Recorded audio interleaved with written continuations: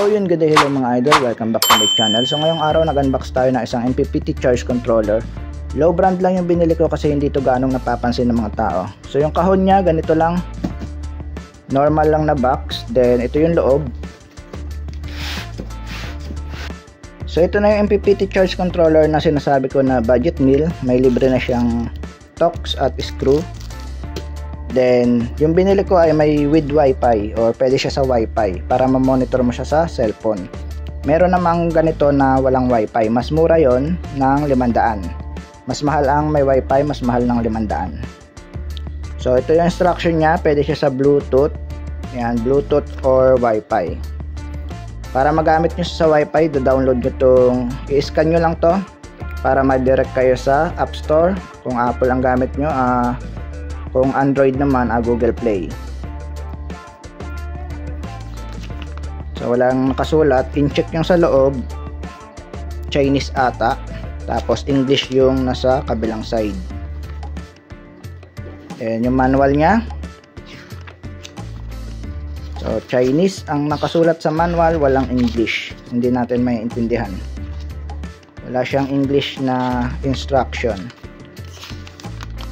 Ayan, wala nga. Kahit dito in Chinese din. Low budget lang kasi ito mga idol. Ang presyo na to, unahin na natin yung price. 7,400 plus or 7,500 ko na rin nakuha. Ang presyo na to talaga sa marketplace, nasa 9,300. Pero dahil may voucher tayo, nakuha lang natin siya ng 7,500. 7,400 plus. So yan, mayroon siyang cover dito para hindi magasgas. Tanggalin ko rin yan kapag gagamitin na. Pati yung dito sa ilalim may plastic. Ayan o. Pwedeng tanggalin. So mamaya bubuksan natin to. Sa ngayon, sukatan muna natin yung diameter. Kung gaano siya kalaki. Nasa 13 inches ang haba niya. Then yung lapad niya naman, ito na lang. Yung lapad niya is nasa 9 inches. Ayan, 9. Pero kung isasama mo yung pinaka-mount, yung kabitan ng tornilyo, nasa 10 and a half. 10 and a half yung 10 and a half inches kasama yung tornilyuhan ito. Pati yung sa kabila. Tapos yung kapal niya is 4 inches or 10 cm. Ayan. 10 cm. Ayan.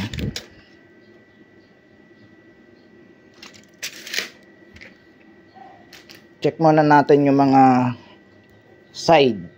Ito yung kanyang specs. Ayan. Ang max charge current niya ay 120 ampere. Max input power, ito, sa ilalim, 2000, sa 24 volts, 2,880 watts.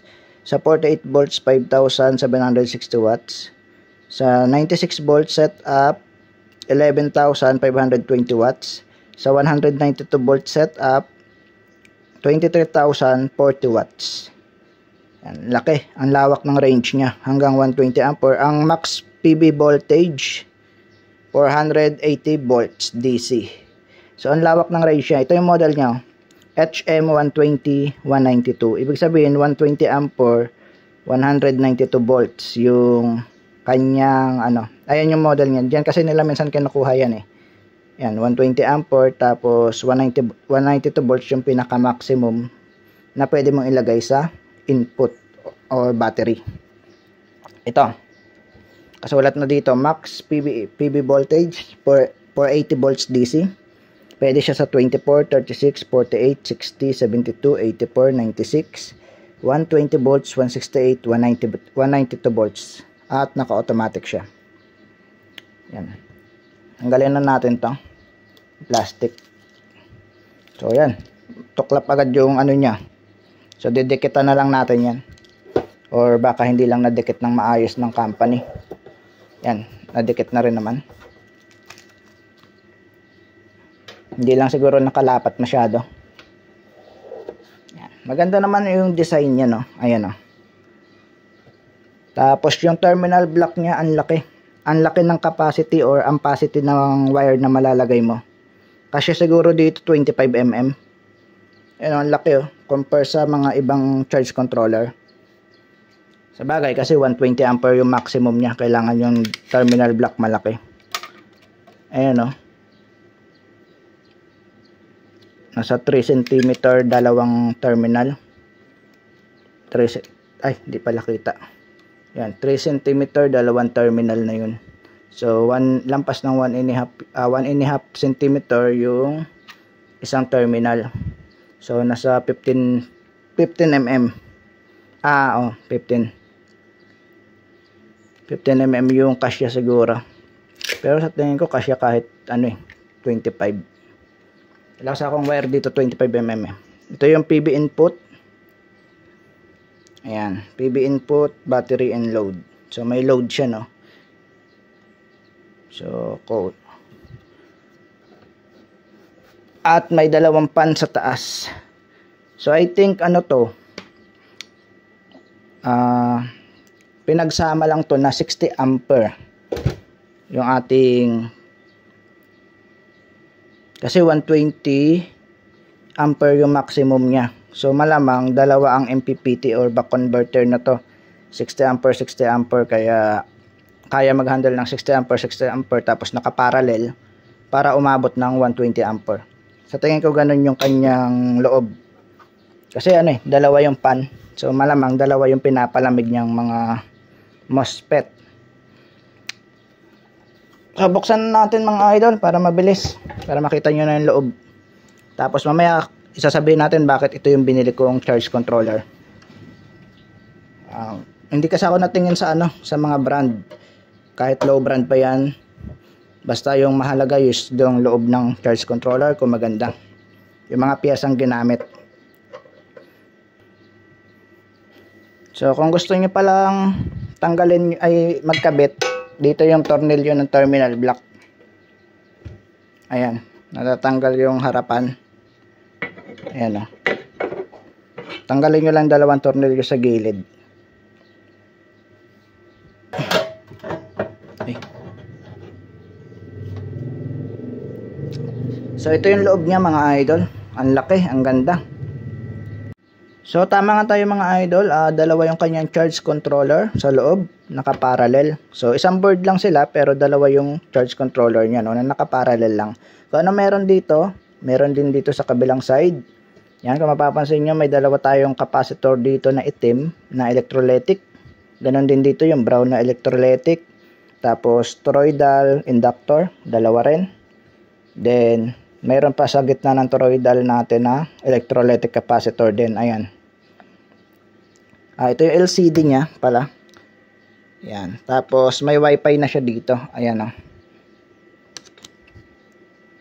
So hindi ko mapakita sa inyo kasi hindi ko matanggal yung nakadikit. Ayaw ko tanggalin yung pandikit kasi. Tapos meron tayong relay, tatlo.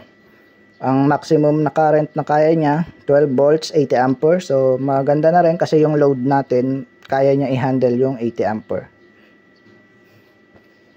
So tignan natin naman sa kabilang side. So sige nga, try natin tanggalin natin yung wire. Nakadikit kasi mga idol. Cut ko muna yung video. So yan, natanggal na natin. Ginamitan ko na lang ng blade yung silicone. May silicone kasi na pandikit ito. Ayan o. So kinat ko na lang ng blade. So ito yung kanyang LCD. Pakita ko na rin. Ayan. Ito yung sa wifi niya. May antena siya dyan. Ayan. Tapos ito yung sa LCD niya. Ito yung nagko-control sa LCD. Ayan yung LCD niya.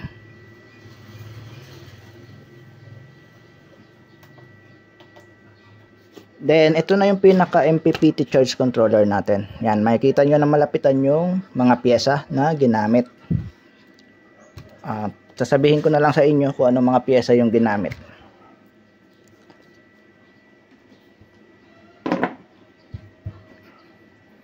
Okay. Meron tayo ditong MOSFET, dalawa. Ang ganda ng kanyang MPPT mga idol. Dahil ang ginamit na pyesa ay IGBT. Ayan. IGBT 4. Apat na IGBT. Tapos may dalawang MOSFET dito. Malamang itong dalawang MOSFET na to ay yung sa load niya. So ang dalawang MOSFET niya ay 225 PG. So ibig sabihin 200 ampere, 250 volts. Ito. So nakaparallel din yan siyempre. Tapos ito nakaparallel din tong apat na to. So ang value naman na to FAA 61160. Mali pala. FHA 60T60. Ayan. I-search natin siya sa Google. Tignan natin kung ilan yung maximum niya. Cut ko muna yung video. So ito yung gagamitin nating cellphone. Wala pa tong cover sa likod. Pasensya na kung medyo ano yung paghawak natin sa cellphone. Kasi wala pa tong cover sa likod. Ito-try lang natin i-search yung ginamit na IGBT. IGBT to ang ginamit, hindi na MOSFET. Talagang matitibay na. FHA 60T60. FHA 60T60. Hindi na kasi ito MOSFET mga idol. Kaya, ayun. 60 ampere. Tama nga tayo. 60 ampere siya. 600 volts. Ayan. IGBT na yung ginamit. 60 ampere, 600 volts. So, dahil apat na 60 ampere to, mas matibay yan mga idol, nakaparallel. Tapos sa kabilang side dito, 60 ampere din, kaya kaya mag-handle na to ng 120 ampere maximum. 120 ampere siya maximum dahil IGBT na to mga idol, no, matibay na yan. Tapos 600 volts yung nakalagay na volts. So, hindi niya sinagad ng 600 volts. Ang nilagay lang nila ay 480 volts DC. Yung kaya na tong i-handle. So, 480 volts DC, 120 ampere. So, yun yung nilagay nilang specs. Pero, kaya niya pa hanggang 600 volts. Kahit mag 500 volts ka, kaya pa na to. Kasi, hindi mo naman masasagad ng 60 ampere yung bawat MOSFET. So, maganda. Bawat MOSFET. IGBT. Isa na siyang uri ng IGBT. Ayan, IGBT na siya. 60 ampere IGBT power transistor. So, hindi na siya MOSFET. Balik ko muna yung cellphone doon. As a technician mga idol, masasabi ko 100% maganda tong MPPT na to kahit low budget lang. Kasi yung ginamit sa kanya is mga IGBT na. Mga high power transistor na to. Ginagamit na to sa welding machine at sa iba pang matataas na wattage na appliances. Mga IGBT. So yung iba kasing charge controller na nakikita ko, ang nakakabit pa rin, MOSFET type. Yung mga ganito lang. So ngayon titignan natin yung circuit niya kung paano ba yung flow. So malamang ito yung nagko-control sa ating mga IGBT. Then, kung ano meron dito, meron din dito, no? Kung mapapansin nyo, parehas lang. Yung dalawang puting IC na yan. Then, ito yung toroid inductor, dalawa rin. Pati yung capacitor. So, tignan natin yung capacitor muna, kung ilang volts. So, ito. Dito tayo.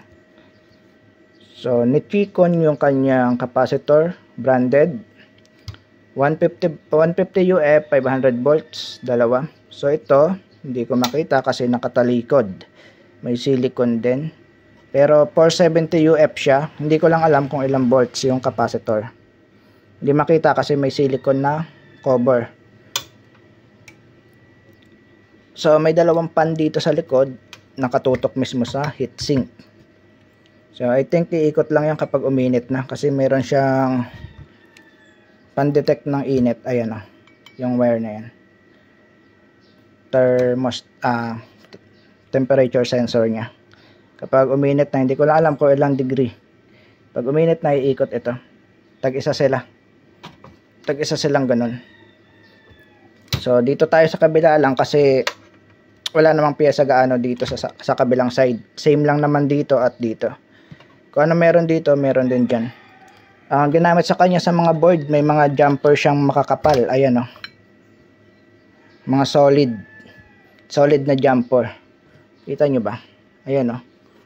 Itong parang bakal na to. Yan.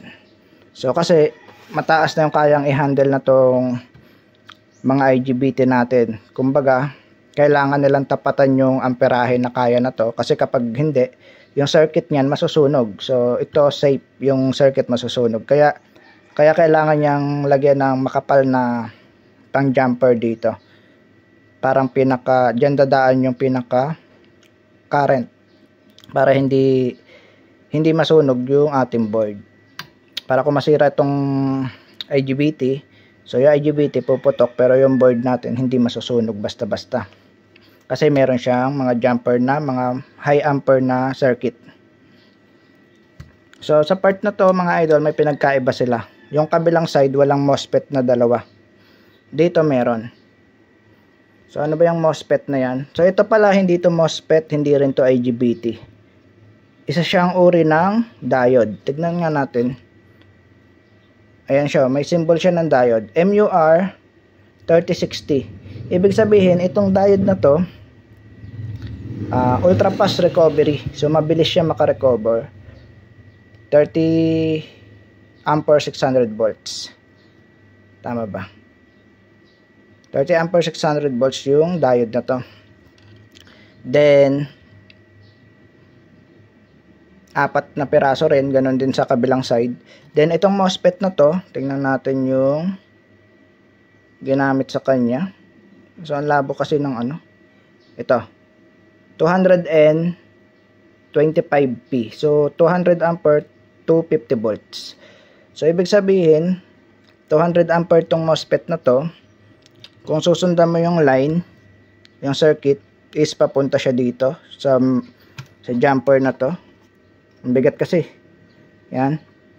Then papunta siya sa load side. Ayan. Load. Papunta siya doon. Ibig sabihin kaya ng circuit natin na 200 ampere. Yung load ng circuit, yung load na circuit ito. 200 ampere yung kaya niya, pero dahil may relay 80 ampere lang yung maximum na pwede mong i-load dito sa ating load. Gets nyo? Tapos meron pa siya dalawang relay. Tignan natin kasi 80 ampere din to eh. Tapos dito 80 ampere din. Kung 120 ampere yung nilalabas, so 80 ampere yung mababasa niya. Yun. Nakita ko ng mga idol. So yung dalawang relay na to, sa tingin ko magka-parallel. 80 ampere, 80 ampere, 160 ampere yung overall ng battery na pwede niyang ilabas. 160 ampere kasi dalawang 80 yan. Kasi yung sa PV panel or PV input ito. Ayan, PV input. Kung mapapansin nyo, dito siya sa dulo. Walang relay. Ang ginamit sa kanya is thermistor. So, para saan ba yung thermistor na yan? Ginamit yan sa soft start para hindi mag-spark kapag nilagay mo yung 500 volts na DC. Hindi ganon kalakas yung spark. Ano siya, soft start. Hindi siya mabibigla. Hindi mabibigla yung mga IGBT natin na biglang pasok ng 500 volts. So, unti-unti niya lang papapasukin hanggang makompleto niya yung kung ilan yung input voltage ng PV nyo. So, yung trabaho na to. Kaya meron siya dito thermistor, dalawa, nakaparallel. Ayan. Tapos yung dalawang relay, malamang dito sa battery, papunta. Yung output na to. Papunta na yan dyan. Tapos siguro magkiklik na ito or mag-off kapag full charge na. Para siguradong wala nang makakapasok. I think ganun. Or magpo-protect siya. Pwede siyang pang-protect. Hindi ko pa kasi na-testing kung para saan. Pero nagkaroon siya ng relay dito. Hindi siya gaya ng ibang charge controller na diretso output. Tapos fuse lang diretso output. Walang relay.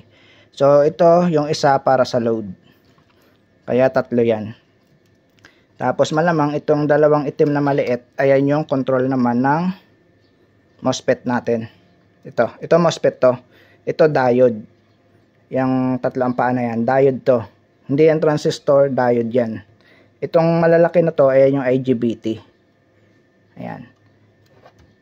So nasabi ko na ba yung pan, ito yung kanyang temperature sensor. Ganon din dito sa kabila. I think iikot to kapag uminit lang.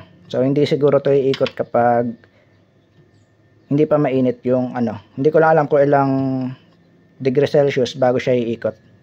Kasi hindi ko pa na-testing. Then ito, para saan ba to? Ano ba to? Isa siyang MOSFET din. Ayan, 12N. Mababa lang to, 12 ampere, 65A. 650 volts. So, I think sa supply lang to. Supply lang yan. May chopper transformer dito. Baka supply na tong mga control. Yung mga control natin. Supply lang yan. Yan. Kasi galing siya sa ano eh. May pinanggalingan siya eh. Parang dito siya sa PB galing. Or battery siguro. Sa battery siguro siya kukuha ng supply. Tapos, ta-transfer niya kung ilang supply yung required dito sa control natin. So, yun lang. Simple lang yung circuit niya. May fuse dito. So, yung fuse naka-parallel ata. 40 ampere. 5 piraso. Tapos, may mga, siyempre, may mga resistor. Common naman yan kapag may mga MOSFET or IGBT. May mga resistor yan sa paa. Para in case na masira to, halimbawa, mag-open lang to. Hindi na madadama yung kabila. Ganun yung purpose niyan. Pero minsan, nadadamay pa rin.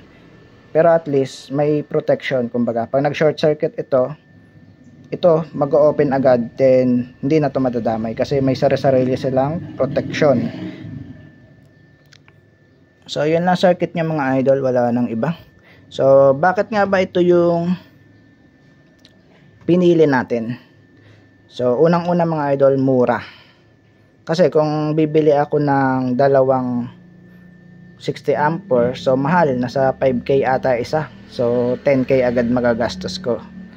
So, kung 40 ampere yung bibilhin ko, nasa 4K ata yun. Ibig sabihin, 3 pirasong charge controller yung bibilhin ko para mag 120 ampere siya. Ang lawak kasi ng range na to, 500 volts. So, safe na safe to kahit lagyan mo ng speedy surge protection device. Dahil ang kayang i-handle ng kanyang mga IGBT ay 500 volts. 600 volts pa nga eh. Pero 480 lang pala nakalagay. Pero 600 volts sa base sa datasheet niya. Pangalawa mga idol, kung bibili kasi ako ng dalawang 60 ampere na MPPT, so bibili rin ako ng dalawang circuit breaker. So at least kung isa lang bibili kong charge controller na mataas na yung ampere na kayang i-handle pero mura. So isang circuit breaker lang bibilin ko. Pangalawa, kung dalawang charge controller mo, dalawang wire din yung kakainin niya. So ito, isang makapal lang. So katumbas na rin ang dalawang wire ng mababang charge controller. Pangatlo, mas malakas kasi ang harvest kapag series connection. So hindi ko na ipapaliwanag pero next video siguro bakit nasabi ko mas malakas yung harvest ng series connection. So doon ko na siguro ipapaliwanag kasi medyo mahaba na yung video natin. So lobat na yung ating cellphone, namatay na yung flash ng camera. So isa pa sa kinagandahan na to mga idol, pwede ka mag-series ng solar panel, 10 piraso. So 10 pirasong solar panel pwede. Siyempre kapag naka-series connection ka, yung ampere ay mababa lang, yung volts lang yung tataas. So kapag mababa lang yung ampere, hindi mo kailangan ng malaking wire or mahal na kasi mga idol kapag habang lumalaki yung gauge ng wire, ay bumababa yung gauge ng wire, lumalaki yung copper niyan sa loob, mas mahal na yung presyo. So kung simula sa bubong ng bahay nyo ay umabot ng 15 meters, sabihin nyo na kasi mataas yung bubong nyo. So medyo malaki yung gastos mo. Kasi kada metro ang bayad sa wire. So mas malaki ang tipid mo rin kapag naka-series connection yung solar panel kaysa sa naka-parallel connection. So yun lang. Ang disadvantage naman na to, kapag magkaiba yung specs ng solar panel mo. So hindi mo siya pwedeng i-series connection.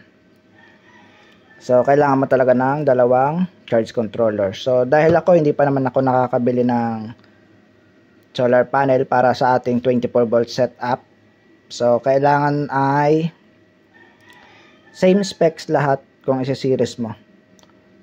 So ayun lang nakikita kong disadvantage na kapag isa lang yung solar charge controller. So, hindi ka pwede mag-series ng magkaibang wattage na solar panel. So, magkaibang rating ampere yun. So, kung may nakalimutan ako, so sabihin nyo kung anong disadvantage pag isa lang yung charge controller na gagamitin. Pero I think okay naman to para sa akin, 120 ampere. So, ang lawak ng range niya.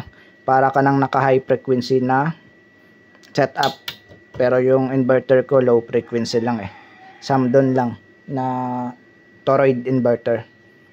So, ito, ang lawak ng range talaga. Kaya dito tayo bumibilib. 480 volts DC. Hanggang 190 volts, pwede siya. So, siguro testing natin, no? Bago ko tapusin yung video. Ang ganda kasi ng screen nito mga idol. Kita mo lahat. So, gamitin natin yung car battery natin. Bale, ito na lang gagamitin yung battery, yung pinagpalitan ng e-bike. Gel type.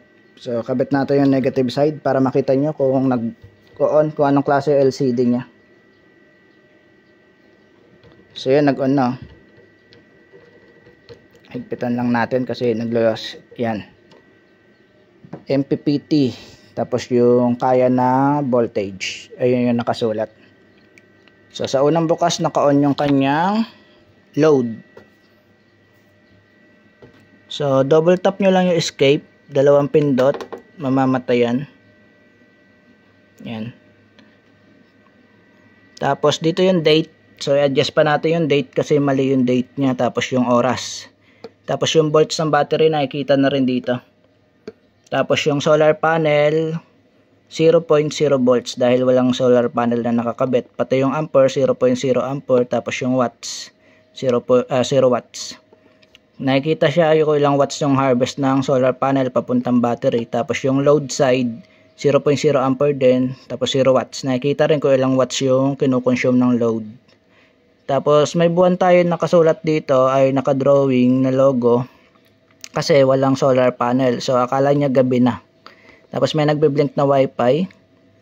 So yung walang wifi na adjust yata dito sa control. Pero yung may wifi ata parang sa cellphone lang pwedeng i-adjust. So hindi ko sure. Experiment nyo na rin kung pwedeng i-adjust dito yung with wifi. So yung walang wifi alam ko pwede, madali lang. So ito ay parang may pagkakaiba siya ng kaunti. So parang sa cellphone siya pwedeng i-adjust. Tapos yung daily watts o daily watt hour 0 watt hour kasi ngayon lang to binuksan. Tsaka wala pa talaga nagamit. Yung device temp 32 degrees Celsius, battery type seal. So papalitan pa natin yan ng LiFePO4. System volume naka-auto. Yan, yung total niya 0. kilowatts. Nakikita rin dito kung ilang kilowatts na yung na-harvest niya. Then kapag pinindot mo yung app, ayan yung kanyang resting voltage ng battery, back voltage ng battery natin 28.8. So kasi nakasil eh. So kapag 29, kapag LiFePO4 14.6 plus 14.6 29.2 ilalagay natin yan. Babaguhin pa natin yan kapag naka LiFePO4 tayo. Yung float voltage 27.2 battery. Kapag mas mataas yan compare dito, kapag mas mababa to compare dito, so magkakaroon to ng error. Kailangan tama lahat. Search nyo lang sa Google yung float voltage ng battery nyo para kunyari LiFePO4. So ang alam ko dyan, kung 12 volts ka 13.6 or 8, parang ganon. So kapag 24 volts ka, siyempre ito times 2 mo lang. Search nyo lang sa Google yung float voltage ng LiFePO4 para tama yung malagay nyo at hindi masira yung battery. So ang ganda no, kasi may mga float voltage pa siya. Yan yung mga floating voltage niya meron. Battery low, yan. Ang ganda. So pag pinindot mo pa ng isa, so yung backlight delay off. So kapag hindi ginagamit, mamamatay yung backlight. So kapag pinindot mo pa yung app, yung graph niya, current graph ngayong araw. So ngayong araw yan, wala tayong harvest kahit isang beses dahil hindi pa siya nagagamit. Current graph 1 day ago, 2 days ago, at 3 days ago. Tapos hanggang 3 days kaya niyang i-save. So kung gusto niyo palitan yung language, long press nyo yung set.